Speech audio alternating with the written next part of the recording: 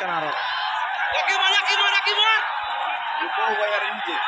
শনিবার চাঁপাইনবাবগঞ্জের শিবগঞ্জ সীমান্তে দফায় দফায় ভারত এবং বাংলাদেশের নাগরিকদের মধ্যে সংঘর্ষের পর রোববারও থমথমে অবস্থা বিরাজ করছে সীমান্তে।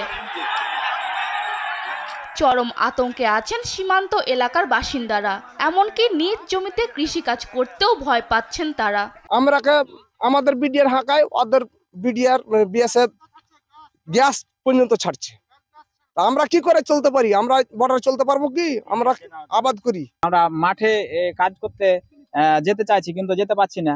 কখন কি হয়? গতকালকে যে অন্যায় করেছে এই অন্যায়ের আমরা বিচার চাই এবং আমাদের ফসলে যে ক্ষতি করেছে আমরা এর ক্ষতিপূরণ চাই। আমরা চাই দুই দেশের কর্তৃপক্ষ মিলে এই একটা কঠোর ব্যবস্থা নেওয়া দরকার। তবে দুপুরে স্থানীয় জনপ্রতিনিধিদের মাধ্যমে গ্রামবাসীর সঙ্গে মতবিনিময় করেছে বিজিবি। কিরণগঞ্জ সীমান্তের একটি গ্রামে এই মতবিনিময়ের সভা অনুষ্ঠিত হয়। বিনা প্রয়োজনে সাধারণ নাগরিকদের সীমান্ত এলাকায় না যাওয়ার পরামর্শ দেন বিনোদপুর ইউনিয়ন পরিষদের চেয়ারম্যান। গতকালকে যে বিষয়টি, সেই বিষয়টি ফসল কাটা, গাছ কাটাকে নিয়ে কেন্দ্র করে শুরু হয়েছে। যে পরিস্থিতি, যেহেতু মানুষ আগে একটা পরিস্থিতি সৃষ্টি হয়েছিল কাজে তারা নিয়ে, আরো মনে করছে এইটা নিয়ে যদি অনেক বোধহয় আবার শুরু হয়েছে। এই জন্য উৎসুক জনতা এই এলাকায় এমন ভাবে ভিড় জমিয়েছে এবং বাইরের ডিস্ট্রিক্টের বাইরে থেকেও অনেক মানুষ এখানে এসে ভিড় করে, যার ফলে হয়েছে কি আমার এলাকার কৃষকের মারাত্মক ক্ষতি হয়েছে। আপনারা সকলেই শান্ত থাকবেন এবং বিনা প্রয়োজনে জমিতে কাজ না থাকলে অবশ্যই সীমান্ত এলাকায় যাবেন না।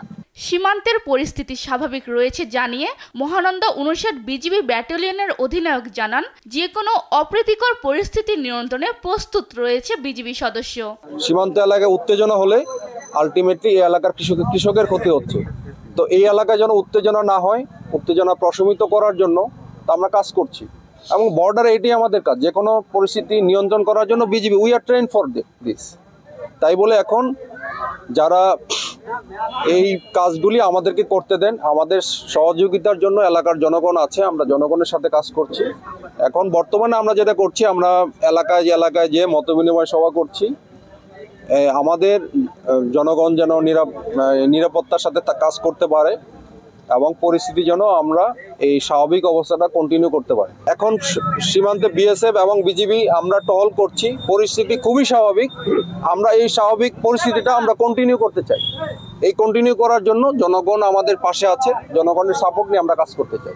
এর আগে চৌকা সীমান্তে বিএসএফ এর কাঁটাতারের বেড়া নির্মাণ নিয়ে কয়েকদিন ধরে উত্তেজনা বিরাজ করছিল।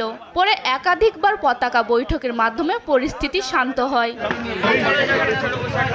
নিউজ ডেস্ক, দেশ টিভি।